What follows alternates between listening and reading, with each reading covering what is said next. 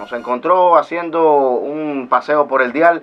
Bueno, estamos con Rebelde, esto es Haciendo Radio. La semana anterior, a esta misma hora, conversaba con el ministro de Justicia, Oscar Silvera Martínez, a propósito de esta sección que inauguramos y que durante varias semanas, varios meses, será propicia para ahondar, detallar, debatir, romper falsedades que alguna gente propaga en la calle, algunas veces por desconocimiento, otras por mala intención, en relación con el Código de las Familias, inclusivo, amplio, tiene muchos más apelativos, pero los domina seguramente con mayor fuerza.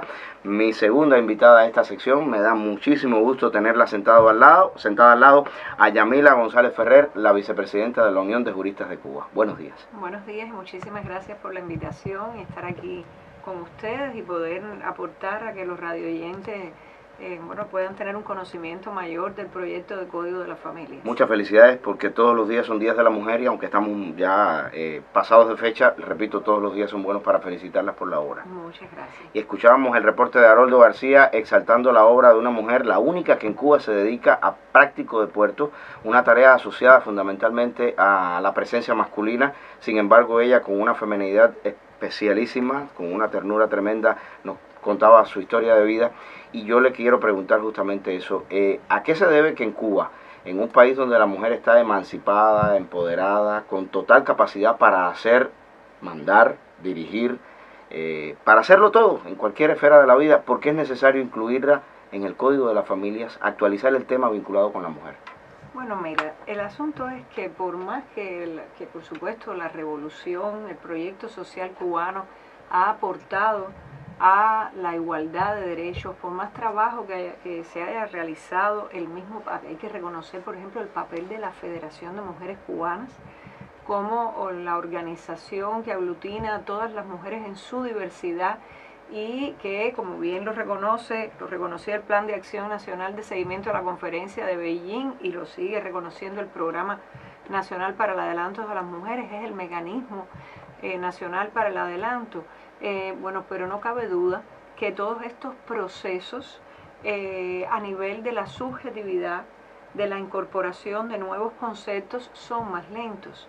Influye obviamente la voluntad política, el cambio normativo, las políticas sociales, pero todavía nuestra sociedad es patriarcal, todavía hay muchos estereotipos vinculados al ser hombre y al ser mujer, y eso genera prejuicios, eso genera expresiones de discriminación.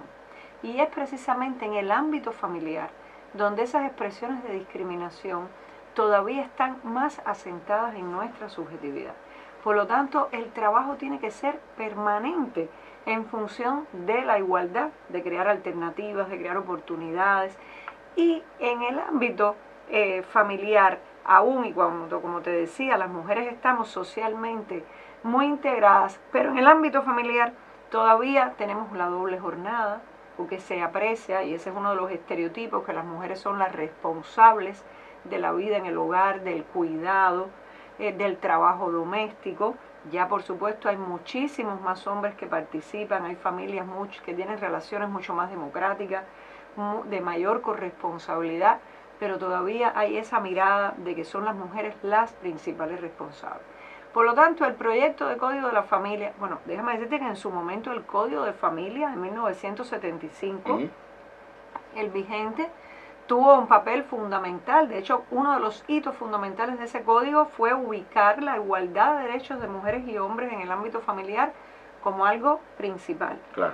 Pero este proyecto de código eleva todavía más esos paradigmas de igualdad y no discriminación.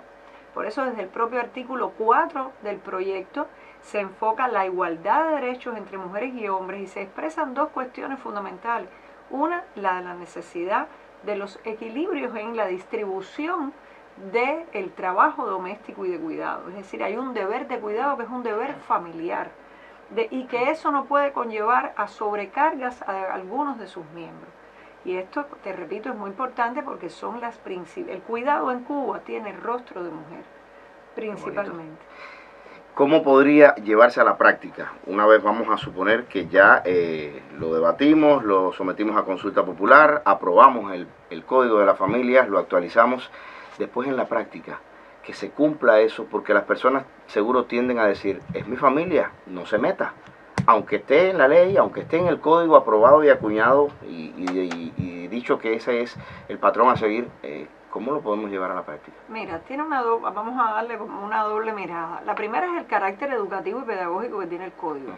Es decir, porque al proyectarnos estos principios de solidaridad, corresponsabilidad, bueno, pues nos está dando unas pautas. Siempre decimos, el proyecto de Código de la Familia refleja la realidad familiar cubana, pero también nos da pautas de esa organización de las relaciones familiares en armonía, en corresponsabilidad, en solidaridad, en igualdad y sin discriminación.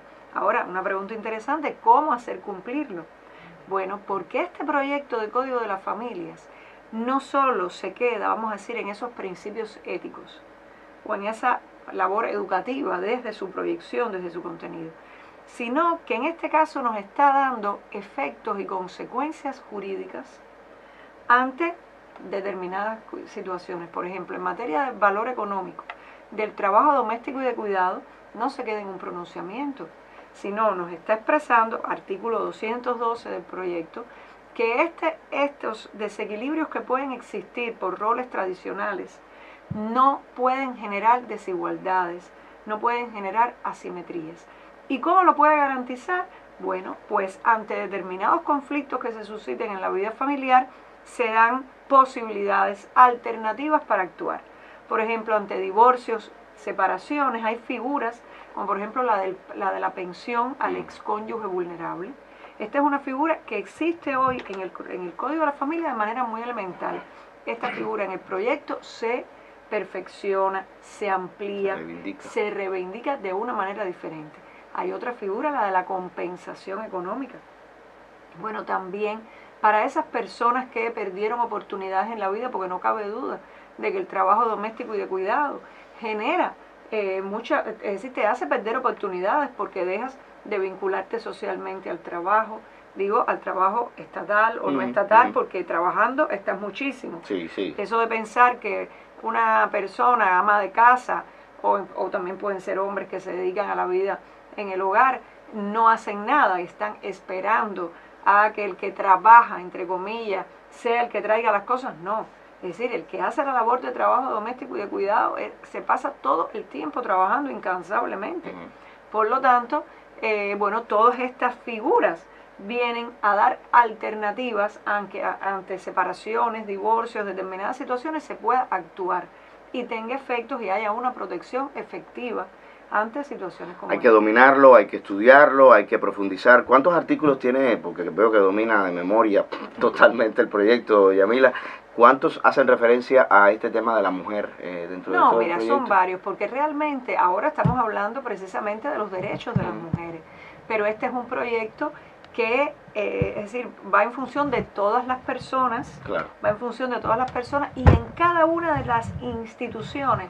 Yo no te podría decir, hay 3 artículos, claro, incluso, por ejemplo... Algunos donde no se menciona la mujer tienen que ver con la mujer. Claro, es que eso es una protección a todos los miembros de la familia. Exacto. Incluso te voy a decir, hay un título importantísimo, el título 2 del proyecto, que es sobre la prevención, la atención a todas las situaciones de discriminación y violencia en el ámbito familiar. Qué bien, quería hablar de ese tema, sobre todo por el asunto que usted mencionaba vinculado con el trabajo.